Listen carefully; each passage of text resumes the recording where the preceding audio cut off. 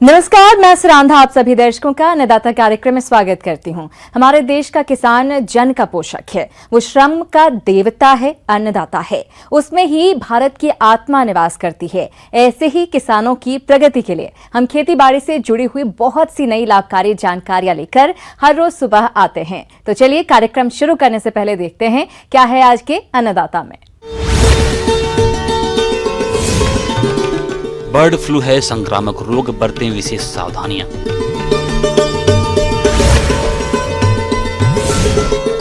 अनार की बागवानी करके कमाएं अच्छा मुनाफा।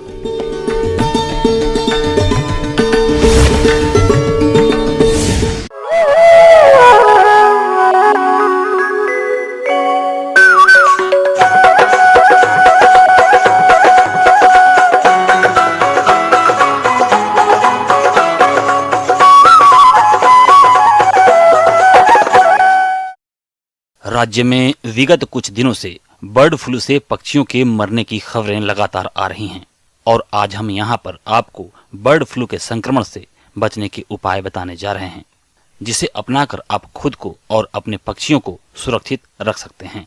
तो चलिए जानते हैं इन उपायों के बारे में कृषि विज्ञान केंद्र गुंता अलवर के पशु विशेषज्ञ डॉक्टर A.K. वर्मा से।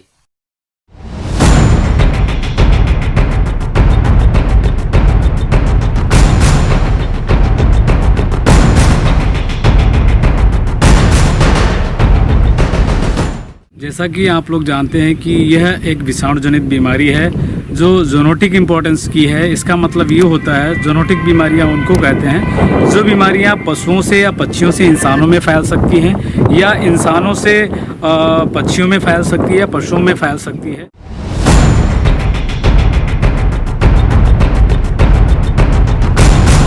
बर्ड फ्लू, जिसे एवियन इन्फ्लुएंजा, बेहद संक्रामक और ज्यादा घातक है। H5N1 बर्ड फ्लू वायरस के साथ एक सबसे बड़ी दिक्कत ये है कि इसका वायरस हवा से फैलता है, साथ ही तेजी से म्यूटेशन भी करता है। इंसानों से इंसानों में इसके संक्रमण के मामले कम देखे गए हैं, लेकिन पक्षियों और जानवरों के जरिए इंसानों में इसका संक्रमण जरूर फैला है। H5N1 बर्ड फ्लू वायरस मुर्गियों, कौवों, कबूतरों को भी संक्रमित करता है। ये संक्रमण किसी भी देश में स्थानीय स्तर पर होता है।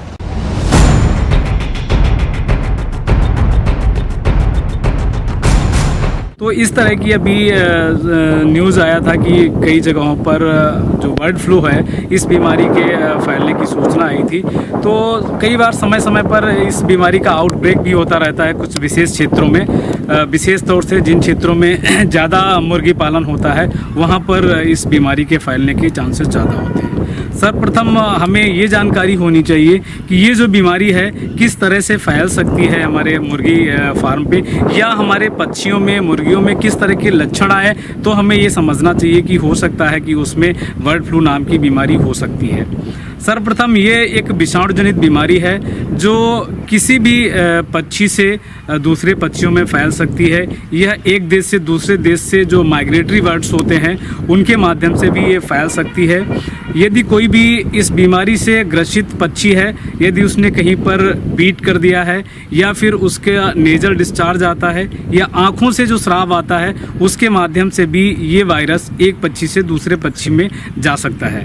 दूसरी एक चीज़ है कि कई बार ऐसा होता है कि एक ग्रुप को हम कहीं से चूजे लेके आते हैं, यदि उस हर्ड में, उस झुंड में इस बीमारी का वायरस है तो आगे आने वाले समय में जो किसान या जो भी पक्षी पालक है वो इसको लेके आएगा तो उसके झुंड में भी ये बीमारी फैल सकती है। तो इसके लिए यदि उसके झुंड में ये बीमारी फैल रही है तो उसको जो पक्षियों में लक्षण दिखाई पड़ेंगे वो इस प्रकार के होंगे कि उनके नाक से पानी आएगा और उनकी जो बीट होगी, जो लेट्रिन करते हैं वो हरे रंग की होगी, आँखों के नीचे सूजन होगी और जो उनकी कलंगी होती है उस पे एकदम रूखापन होता है, वो जिस तरह से चमकती है वो चमक उसमें नहीं होती है। तो इस तरह से यदि हमें अपने हर्ड में लक्षण दिखाई पड़ते हैं या फिर अचानक ज़्यादा मात्रा में पक्षियों की अगर मृत्यु होती है तो इससे हमें आशंका होती है कि यह बीमारी उनमें फैल सकती है। यदि इस तरह की परिस्थितियाँ किसी भी मुर्गी पालक को अपने फार्म पे देखने को मिलता है तो सर्वप्रथम उसका काम ये होना चाहिए कि जो भी नज़दीकी पशु चिकित्सालय है डॉक्टर को बुला करके उसकी जाँच करवाए और जो भी उन पक्षियों से निकले हुए स्राव हैं उनसे नमूना लेकर उसकी जांच करवाई जाए, ताकि ये बीमारी आगे उन पक्षियों में नहीं फैले और उस क्षेत्र में जो हमारे अन्य लोग हैं, इंसान हैं, उनमें ये बीमारी ना फैले और उसको वहीं पर रोका जा सकता है।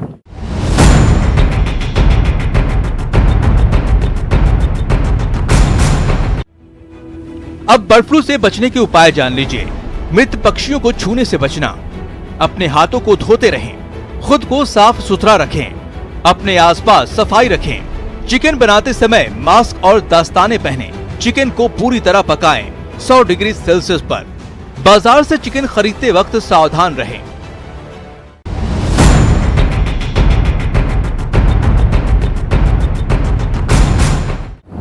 कई बार किसान भाइयों में ये मिथ होता है कि साहब किसी क्षेत्र में बर्ड फ्लू फैल गया है तो हम मांस या अंडा खाएं या ना खाएं। इसमें मुख्य चीज़ है जो इसका विषाणु होता है वो 67 से 70 डिग्री सेल्सियस पर ये मर जाता है। यदि हम अच्छी तरह से अंडे या मांस को उबाल करके खाते हैं तो ये पूरी तरह से सेफ है, किसी भी तरह की समस्या नहीं है। ये विषाणु फिर आगे दूसरों में नहीं फैलता है। किसान भाइयों, अभी तक आपने खेती बाड़ी से जुड़ी हुई कुछ उपयोगी जानकारियां देखी। अब लेते हैं एक छोटा सा ब्रेक, जल्द ही लौटेंगे और कार्यक्रम में आगे भी है खेती बाड़ी से जुड़ी हुई महत्वपूर्ण जानकारियां। बने रहिए हमारे साथ। आप सभी दर्शकों का अन्नदाता कार्यक्रम में स्वागत है। चलिए अब रुक करते हैं अगली कड़ी की ओर।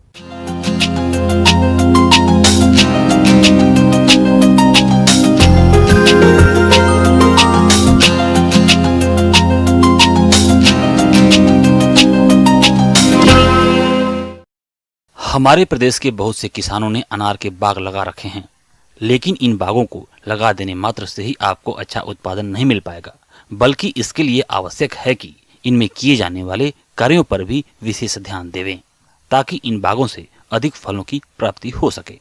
तो आप अनार के बाग में कौन कौन से कार्यों को करें, आइए जानते हैं बागवानी विशेषज्ञ डॉक्टर हरदयाल से।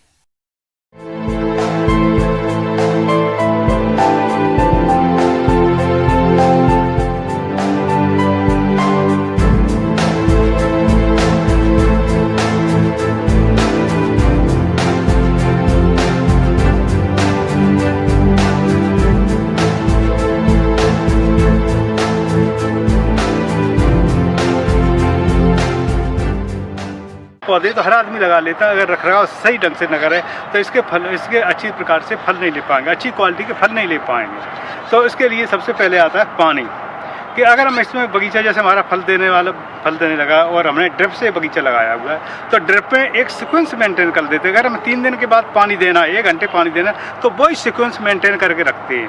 क्योंकि फलों में क्या पानी से क्या होता है सर, कि जब पानी देते हैं तो जब आपने पानी एक बार दे दिया और थोड़ा सा गैप कर दिया, 3 से 5 दिन कर दिया, तो हमारा फल सिकुड़ जाता है। और जैसे ही हम पानी देते हैं तो जब पानी देंगे तो पौधा पानी को एब्जॉर्व करेगा और फल जो लगा हुआ है, फल में रस की मात्रा बढ़ेगी, और जैसे ही रस की मात्रा बढ़ेगी तो ये हमारा फल फटना शुरू हो जाएगा। जब बाग में फल लगे हों तो सिंचाई पर विशेष ध्यान देने की जरूरत होती है। आप चाहें ड्रिप लाइन से सिंचाई करें या नाली विधि से करें, सिंचाई नियमित अंतराल पर करें और हल्की सिंचाई करें। अनार के बाग में संतुलित पोषक तत्व प्रबंधन बहुत महत्वपूर्ण है। मिट्टी में अगर किसी भी पोषक तत्वों की कमी होगी तो फलों की गुणवत्ता और उपज अच्छी नहीं होगी। इसलिए मृदा परीक्षण कराने के बाद जरूरत के हिसाब से उर्वरक डालें। अगर मृदा परीक्षण नहीं करा पाए हैं तो उस दशा में यूरिया 1 किलोग्राम, DAP 500 ग्राम और पोटास 400 ग्राम एक पौधे में दे सकते हैं। इसके अलावा गोबर की खाद 15 से 20 किलोग्राम प्रति पौधा की दर से जरूर दें। इनके प्रयोग की अगर बात करें तो गोबर की खाद और DAP की पूरी मात्रा और यूरिया पोटास की आधी मात्रा जुलाई में दें, और यूरिया पोटास की शेष मात्रा फल बनने के बाद 1 या 2 बार में प्रयोग करें। फल बनने के बाद आप सूक्ष्म पोषक तत्वों का स्प्रे भी कर सकते हैं। जिंक सल्फेट 4 ग्राम प्रति लीटर पानी और फेरस सल्फेट 4 ग्राम प्रति लीटर पानी। इसके अलावा जरूरी हो तो अन्य सूक्ष्म पोषक तत्वों का भी स्प्रे कर सकते हैं। भाई थोड़ा ये ध्यान रखें कि जो फल फटने के कई कारण है, जैसे बोरोन की डिफिशिएंसी, माइक्रोन्यूट्रिएंट होता है बोरोन, तो अगर बोरोन की डिफिशिएंसी होती है तब भी फल फट जाता है जाकर, या टेम्परेचर अधिक या कम हुआ तब भी फल फट जाएगा। तो इन सब बातों का थोड़ा ध्यान रखना है। कि बोरॉन की कमी है, लैब में टेस्ट करवा करके बोरॉन की कमी है तो बोरॉन का स्प्रे करवाना जरूरी है। कहीं थोड़ा इस तरह से जो मेरी बताई हुई बात पर ध्यान रख करके इस तरह से करेंगे तो अधिक से अधिक उनको फायदा होगा और अधिक से अधिक आय मिलेगी। आगे और भी है खेती बाड़ी से जुड़ी हुई बहुत सी रोचक जानकारियां, पर यहाँ पर रुकेंगे एक और ब्रेक के लिए। जल्द हाजिर होते हैं। मौसम के अनुसार प्रबंधनों पर ही टिकी है आपकी खेती बाड़ी, इसलिए मौसम पूर्वानुमान और उस पर आधारित साप्ताहिक कृषि सलाह इस प्रकार है। ग्रामीण कृषि मौसम सेवा मौसम पूर्वानुमान एवं कृषि सलाह जयपुर द्वारा भेजे गए मौसम पूर्वानुमान रिपोर्ट के आधार पर आगामी 3 दिनों के दौरान बारिश की कोई संभावना नहीं है। अधिकतम तापमान 29 डिग्री सेल्सियस और न्यूनतम तापमान 12 से 13 डिग्री सेल्सियस रहने की संभावना है। ऐसे में किसानों को सलाह है कि वर्तमान समय पर बोई गई गेहूं की फसल शीर्ष अवस्था पर पहुंच गई है और यह अवस्था सिंचाई के लिए बहुत ही महत्वपूर्ण है। इसलिए किसानों को सलाह दी जाती है कि गेहूं की फसल में सिंचाई करें।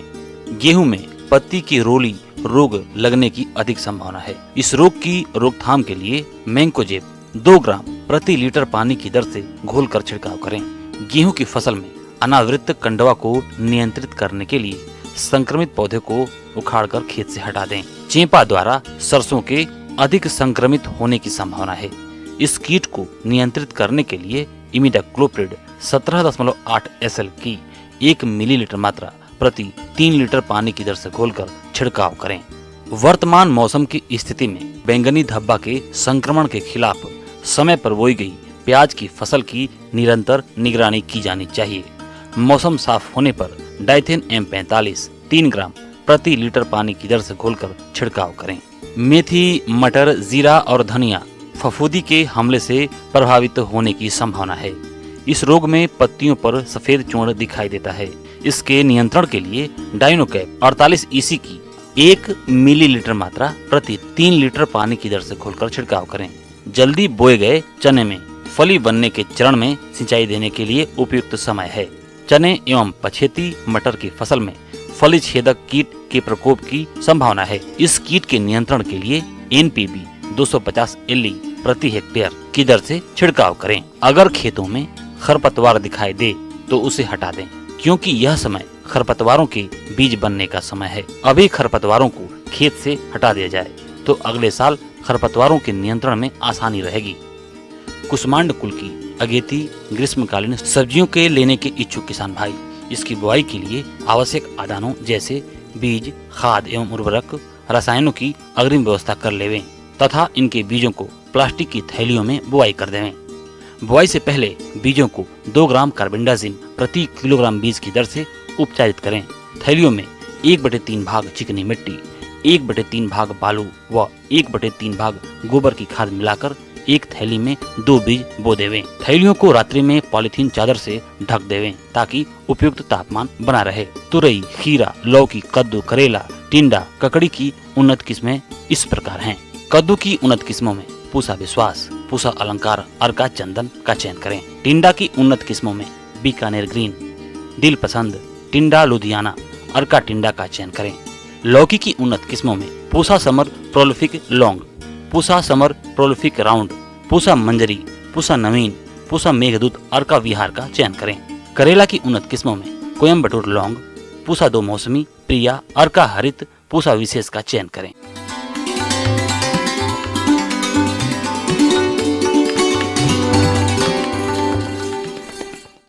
अन्नदाता हेल्पलाइन निःशुल्क फोन संपर्क सेवा के माध्यम से आपके द्वारा पूछे गए प्रश्नों में से 1 या 2 महत्वपूर्ण प्रश्नों को हम अपने कार्यक्रम में शामिल करते हैं। इसी के तहत आज का चयनित प्रश्न और उसका जवाब इस प्रकार है। आज की अन्नदाता हेल्पलाइन में आज हमने जिस प्रश्न को शामिल किया है उसे पूछा है गांव दतनी, जिला सिरोही के खेतराम ने। आपने पपीता की खेती पर संपूर्ण जानकारी चाहिए है ताकि इससे आपको अच्छी आय प्राप्त हो। तो इसके लिए देखिए कार्यक्रम का यह अंश।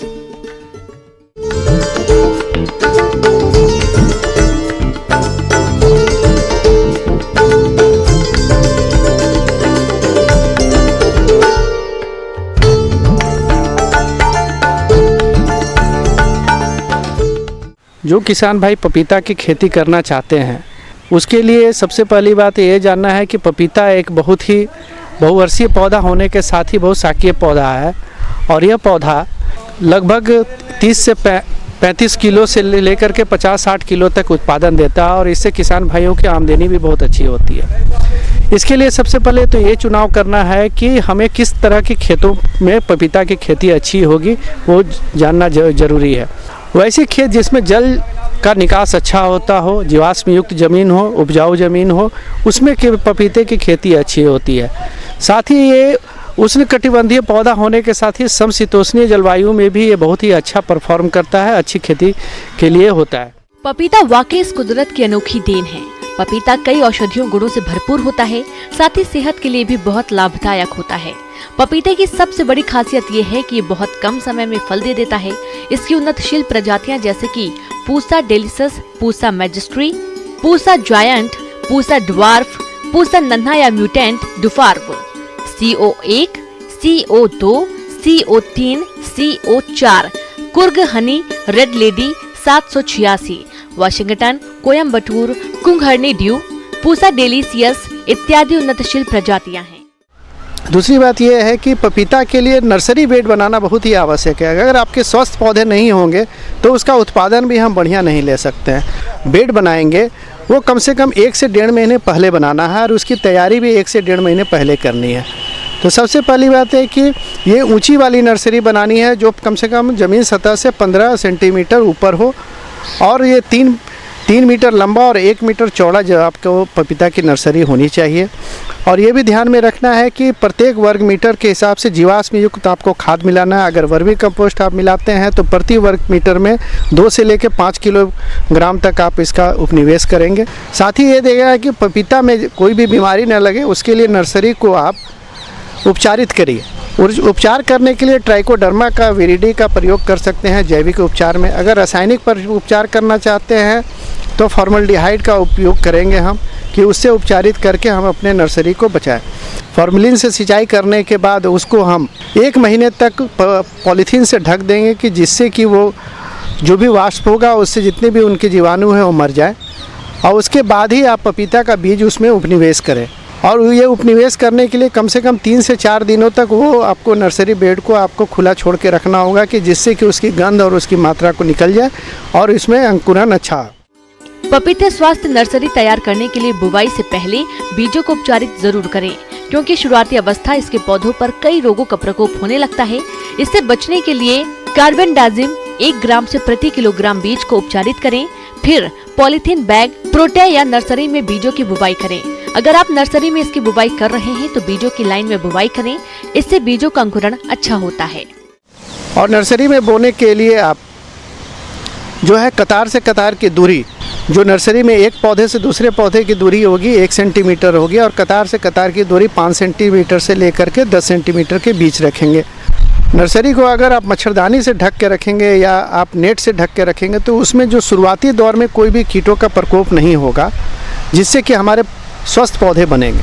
साथ ही ये भी ध्यान देना है कि नर्सरी में बीच में जब पौधे आपके अंकुरन हो जाते हैं तो उसमें एक हल्की सी कीटनाशक दवा जो बाज़ार में क्लोरीपैरिफास के नाम से आती है, उसकी 2 मिलीलीटर प्रति लीटर पानी के दर से आप उसका उपनिवेश करेंगे।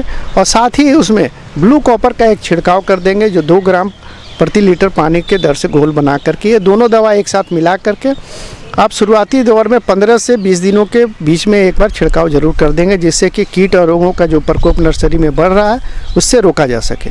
जब हमारे पौधे 4 से 6 पत्तियां के हो जाए तभी हम इसको अपने खेतों में उपनिवेश करेंगे, चाहे लगाएंगे, ट्रांसप्लांट करेंगे। तो ये ध्यान देना है कि खेतों की तैयारी हमारी अच्छी होनी चाहिए। साथ ही वो जो गड्ढे की हम जो तैयारी करेंगे, ये गड्ढे का आकार जो है 45 से 50 सेंटीमीटर लंबाई, चौड़ाई और गहराई में रहेगा। और प्रत्येक गड्ढे में हम अगर जीवाश्म खाद की बात करें तो गोबर खाद कम से कम 10 से 20 केजी प्रति गड्ढा के हिसाब से देना है। उसमें हम लोग जो उपनिवेश करेंगे शुरुआती दौर में अगर इतना ही उपनिवेश करें तो ठीक है। जब पौधे हमारे पकड़ ले तो प्रति वर्ष के हिसाब से 200 से 250 ग्राम नाइट्रोजन और 200 से 250 ग्राम आप फास्फोरस और तथा 250 से 500 ग्राम पोटास की आवश्यकता प्रत्येक पौधे को पड़ती है। और खेतों में आप प्रत्येक पौधा से पौधा की दूरी 2 मीटर और कतार से कतार की दूरी आप 3 मीटर रख करके इस पौधे को लगाना है। और प्रत्येक गड्ढा में 2 से 3 पौधे को लगाने की अनुशंसा करता हूं मैं कि आप 2 से 3 पौधे लगाइए, क्योंकि इसमें नर और मादा दोनों पौधे के शुरुआती दौर में पहचान नहीं हो पाती है। पपीता के पौधे की उपज क्षमता उसके रखरखाव एवं उसके उपनिवेश, खादों का उपनिवेश और उसके सारे कल्चरल ऑपरेशन पर डिपेंड करता है। फिर भी हमारे क्षेत्र में जो प्रत्येक वर्ष के दर से अगर देखा जाए तो पपीता प्रत्येक पौधे में 40 से 50 केजी औसत उपज प्रति वर्ष देता है।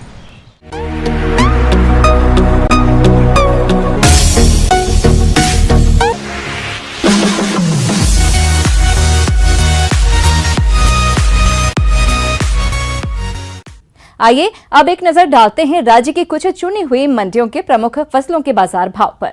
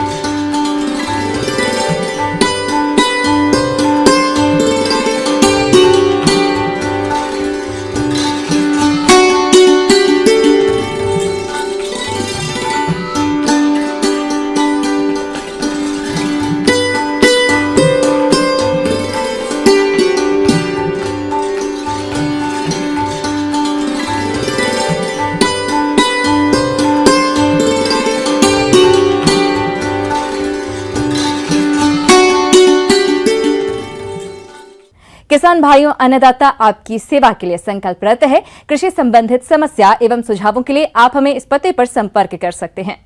प्रोड्यूसर अन्नदाता, news 18 Rajasthan, Ramoji film city, Hyderabad 501512। साथ ही आप हमें ईमेल भी कर सकते हैं। हमारा ईमेल है p18annadatarajasthan@nw18.com।